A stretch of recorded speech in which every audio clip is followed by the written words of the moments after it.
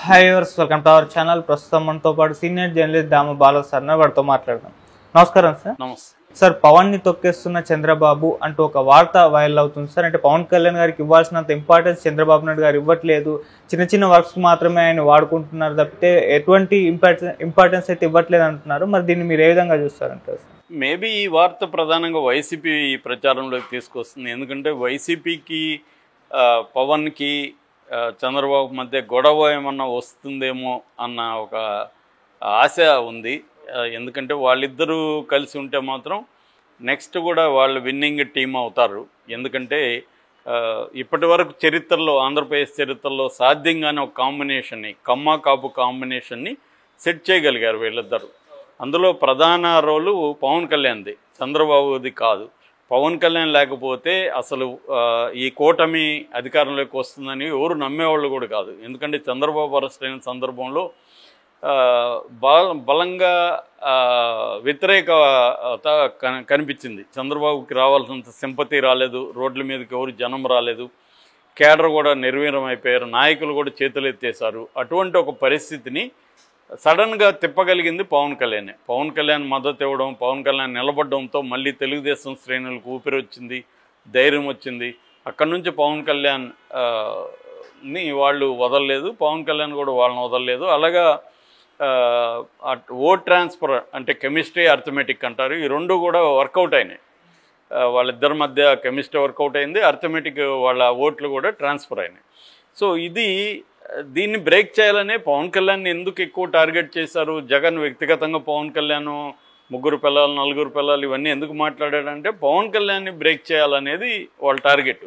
వాళ్ళకి ముందే తెలుసు వైసీపీకి ఈ కాంబినేషన్ సెట్ అయితే మనకు కష్టమని వైసీపీకి ముందు నుంచి ఐడియా అయితే ఉంది. అందుకనే దాన్ని దెబ్బతీయడానికి ట్రై చేసి అది రివర్స్ అయింది.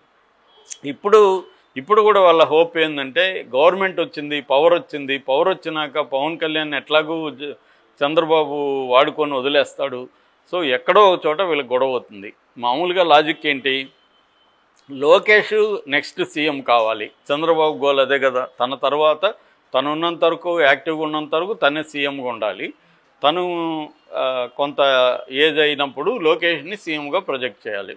ఈ లోకేష్ సీఎంగా ప్రొజెక్ట్ చేయాలంటే పవన్ కళ్యాణ్ కరిష్మా ఉంది. పవన్ కళ్యాణ్ ఇప్పుడు ఈ 5 ఏళ్ళు కూడా ఆయన నాయకుడిగా ఎస్టాబ్లిష్ అయితే రేపు ఆయన సీఎం అయ్యే అవకాశాలు ఉంటాయి. సో అప్పుడు లోకేష్కి ఛాన్స్ ఉండదు. సో అందువల్ల పవన్ కళ్యాణ్ని ఎలా కట్ చేయాలి అనేది చంద్రబాబు ఖచ్చితంగా చేస్తాడు అని అందరూ అనుకుంటున్నారు. అదైతే వైసీపీ వాళ్ళే కాదు, జనరల్గా తెలుగుదేశంలో ఉండేవాళ్ళు కూడా మా చంద్రబాబు ఏమి మామూలుడు కాదు సార్, పవన్ కళ్యాణ్ కట్ చేస్తాడు, ఆయనకి తెలిసి ఎలా కట్ చేయాలో అని చెబుతున్నారు. అది ఉండే అవకాశం ఉంది. ఎవరికైనా తన కొడుకు మళ్ళీ సీఎం కావాలనుకుంటాడు, కానీ పవన్ కళ్యాణ్ సీఎం అయ్యి తన కొడుకు సీఎం దగ్గర పనిచేయాలని అనుకోడు కదా. సో ఇది ఈ యాంగిల్లో ఉంది. అయితే మనకి ఇప్పటి వరకు చూస్తున్న దాని ప్రకారం పవన్ కళ్యాణ్కి నిజంగానే కీ రోల్ ఉందా అంటే కీ రోల్ అయితే కనబడలేదు.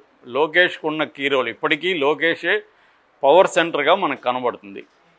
ఏదైనా రాష్ట్రంలో డిసైడింగ్ ఫ్యాక్టర్ ఏదైనా ఉందంటే అది లోకేషే తప్ప పవన్ కళ్యాణ్ కాదు. పవన్ కళ్యాణ్ కూడా మనం కానీ గమనిస్తే ఆయనకిచ్చిన 5 శాఖల్లో మాత్రమే ఆయన సమీక్షలు చేసుకోవడం, దాని చుట్టూ మాత్రమే పనిచేసుకుంటున్నాడు. కొత్తగా ఇప్పుడు ఈ వార్త ఎందుకు నిన్న మొన్న వైరల్ అయిందంటే కొత్తగా ఒక పెద్ద పోస్ట్ ఇచ్చాడు పవన్ కళ్యాణ్కి అని తెలుగుదేశం వాళ్ళు ప్రచారంలో పెట్టారు. ఆ పోస్ట్ ఏంటంటే 5 నుంచి 10 లక్షల చెట్లు నాటే కార్యక్రమానికి పవన్ కళ్యాణ్ ఇన్ఛార్జిగా పెట్టాడు. దానివల్ల పవన్ కళ్యాణ్ పవర్ ఏం పెరుగుతుంది, అదొక సామాజిక కార్యక్రమం, అది పవన్ కళ్యాణ్ లేకపోయినా నడుస్తుంది. సో దానికి ఇన్ఛార్జిగా పెట్టడం గ్రేట్ ఎలా అవుతుంది అనేది ఒక వెర్షను. ఎందుకంటే రామోజీరావు సంతాప ఇది చేసినప్పుడు రిలీజ్ చేసిన అడ్వర్టైజ్మెంట్లలో ఎక్కడ కూడా పవన్ కళ్యాణ్ ఉప ముఖ్యమంత్రిని ఫోటో లేదు. అదే తెలంగాణ, కర్ణాటకలో ఏ ప్రోగ్రాం చేసినా ముఖ్యమంత్రి, ఉప ముఖ్యమంత్రి ఫోటోలు పెడుతున్నారు. సో చంద్రబాబు మెల్లమెల్లగా పవన్ కళ్యాణ్ని అవాయిడ్ చేస్తున్నాడు. అప్రధానమైన మంత్రిత్వ శాఖలు మాత్రం పవన్ కళ్యాణ్కి ఇచ్చాడు. ఈ ఇంపార్టెంట్ శాఖలు ఏవి ఇవ్వలేదు. ఏదో అటవీ శాఖ, పర్యావరణ శాఖ, రూరల్ డెవలప్మెంట్ ఇవి ఇచ్చారు. అందులో కూడా మళ్ళీ సెర్పు లాంటి దాన్ని పవన్ కళ్యాణ్ నుంచి తీసుకునేశారు. సో అందువల్ల చంద్రబాబు ఏంటంటే ఆయనకు తెలుసు ఒక వ్యక్తిని రేంజ్ని ఎలా పెంచాలి, రేంజ్ని ఎలా తగ్గించాలి అనేది ఆయనకు బ్రహ్మాండంగా తెలుసు. కాబట్టి పవన్ కళ్యాణ్ని అలా మర్యాద ఇచ్చే చోట ఇస్తున్నాడు. ఇప్పుడు కలెక్టర్ల సమావేశంలో కూర్చోబెట్టాడు పవన్ కళ్యాణ్ని. అక్కడ మళ్ళీ ఏంది పవన్ కళ్యాణ్ ఆయన అనుభవం నుంచి నేను నేర్చుకుంటాను, ఆయన నాకు నేర్పించాలి, ఈ మాటలు మాట్లాడాడు తప్ప పవన్ కళ్యాణ్ స్వతంత్రంగా ఎక్కడ కూడా మాట్లాడే పరిస్థితి కనబడలేదు. ఇప్పటి వరకు చూస్తే పవన్ కళ్యాణ్కి ఇవన్నీ తెలియదా? అందరికీ తెలిసినప్పుడు పవన్ కళ్యాణ్కి తెలియకుండా ఉంటుందా? చంద్రబాబు నన్ను సీఎం కానేకుండా కొడుకుని సీఎం అవ్వడానికే ట్రై చేస్తాడని పవన్ కళ్యాణ్కి తెలీదా? పవన్ కళ్యాణ్ కూడా తెలివైన రాజకీయ నాయకుడే. ఆయన ఏంటంటే ప్రజెంట్ సిచ్యువేషన్ ఏంటి, ఈ ప్రజెంట్ సిచ్యువేషన్లో నా రోల్ ఏంటి, నేను ఈ ప్రజెంట్ సిచ్యువేషన్లో ఎలా ఉండాలి అనేది తను ప్లాన్ చేసుకునే ఉంటున్నాడని నేను అనుకుంటున్నా. అతనేం తెలివి తక్కువ రాజకీయ నాయకుడు అయితే కాదు. సో అతను పరిస్థితుల బట్టి మనం వెళ్ళాలి, ఇప్పుడు మనం డామినేట్ చేయకూడదు అనేది తనకుంది. ఎందుకంటే చంద్రబాబుకి పవన్ కళ్యాణ్ అవసరం ఇప్పటికిప్పుడైతే లేదు, నెక్స్ట్ ఎలక్షన్లో మళ్ళీ ఖచ్చితంగా ఉంది. ఇప్పుడైతే గవర్నమెంట్ ఏమి కూలిపోదు, ఆయనకి 135 సీట్స్ ఉన్నాయి చంద్రబాబుకి. రెండోది ఈయన మద్దతు లేకుండా మోడీ ప్రభుత్వం ఉండే పరిస్థితి లేదు. అందువల్ల చంద్రబాబుని ఏ రకంగానూ ఇబ్బంది పెట్టకుండా పవన్ కళ్యాణ్ వెళ్ళాలని పవన్ కళ్యాణ్ అనుకుంటాడు, అదే చేస్తున్నాడు. చంద్రబాబు కూడా పవన్ కళ్యాణ్కి ఎక్కువ ఇంపార్టెన్స్ ఇవ్వట్లేదు, నిజంగా కీలకమైన పొజిషన్ ఇవ్వట్లేదు. డిప్యూటీ సీఎం అనేది రాజ్యాంగబద్ధమైన పదవి కాదు, దానికేమి ప్రత్యేక అధికారాలు ఉండవు, పేరుకి డిప్యూటీ సీఎం అంతే, ఆయన ఒక మంత్రి అంతే.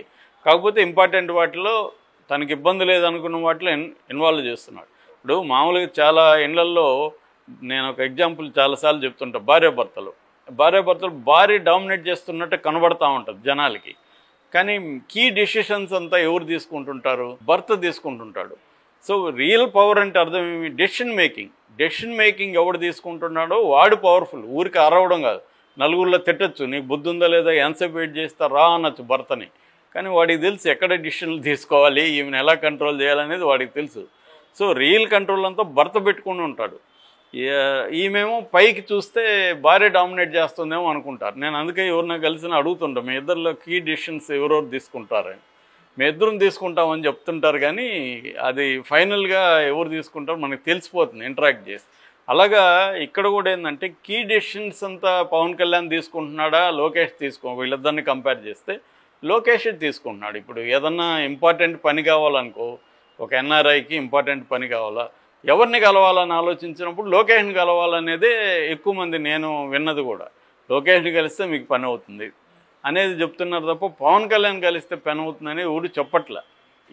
ఎందుకు? రియల్ పవర్ ఎక్కడుందో తెలిసిపోతుంది. ఈ డిసైడింగ్ ఫ్యాక్టరు అనేది లోకేష్ దగ్గరే ఉంది. ఇప్పుడు ఇది పవన్ కళ్యాణ్కి తెలీదా? తెలుసు. కానీ ఈ ఉన్న కాంటెక్స్టు, ఈ సిచ్యువేషన్లో మన రోల్ ఏంటి, మనం ఇప్పుడు కొత్తగా అనుకోని ఒక పరిస్థితి వచ్చింది, 100% స్ట్రైక్ రేట్ వచ్చింది, దీన్ని ఉపయోగించుకొని మన ముద్ర మెల్లమెల్లగా చేసుకుంటూ వెళ్దాము, చూద్దాము ఫ్యూచర్లో ఎట్లా ఉంటుంది, దాన్ని బట్టి మనం స్టెప్ తీసుకున్నాం అని పవన్ కళ్యాణ్ ఆలోచిస్తున్నాడు. అతని ఆలోచన కరెక్టే. ఎందుకంటే దుందుడుగ్గా వెళ్ళి ఉన్న పరిస్థితిని చెడుపుకోవడం అనేది పవన్ కళ్యాణ్కి ఇష్టం లేదు. సో అందువల్ల పవన్ కళ్యాణ్ ఒక క్లారిటీతో పవన్ కళ్యాణ్ వెళ్తున్నాడు, చంద్రబాబు ఒక క్లారిటీతో చంద్రబాబు వెళ్తున్నారు. వీళ్ళిద్దరి మధ్య ఘర్షణ వాతావరణం ఇప్పటికిప్పుడైతే వచ్చే అవకాశం లేదు. అది వైసీపీ వాళ్ళకి తెలుసు, అయినా కూడా ట్రై చేస్తున్నారు. ఎక్కడో పవన్ కళ్యాణ్కి తగ్గించేశారనో ఇంకోటి అని. ఖచ్చితంగా పవన్ కళ్యాణ్కి ఎక్కడ ఉంచాలో అక్కడే ఉంచుతున్నాడు చంద్రబాబు కూడా. సో అది పవన్ కళ్యాణ్ కూడా ఆ ప్లేస్ని ఎంజాయ్ చేస్తున్నాడు. కాబట్టి వీళ్ళిద్దరి మధ్య ఘర్షణ ఎప్పుడు వస్తుంది? పవన్ కళ్యాణ్ అసంతృప్తికి గురైతే వస్తుంది.